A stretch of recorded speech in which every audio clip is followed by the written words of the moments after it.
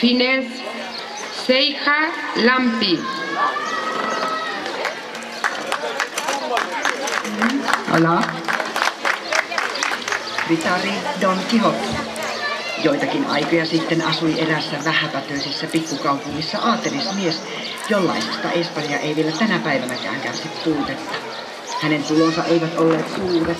3/4 niistä meni jokapäiväiseen kehnoon ruokaan ja viimeisellä 4 aatelismiehemme osti itselleen vaatteita, uuden verkatakin, samettihousut ja nahkaiset tohvelit kerran vuodessa.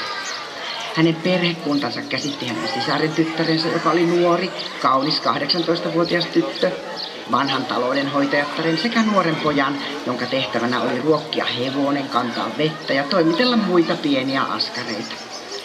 Sinä ajankohtana, jona kertomuksemme alkaa, oli aatelismiehemme nimeltään muuten Don Quixote, miltei saavuttanut 50 vuoden iän.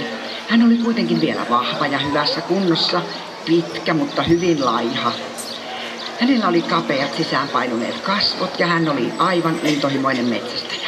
Mutta enemmän kuin mitään muuta hän rakasti ritaarikertomuksia, joita lukiessaan hän unohti niin syömisen, juomisen kuin nukkumisen, kuin omaisuutensa hoitamisenkin.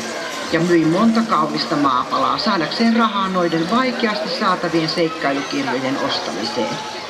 Niin hän aikojen kuluessa kokosi niitä itselleen suuren määrän ja syventyi kirjoihinsa sellaisella innolla, että luki niitä joka päivä aamusta iltaan.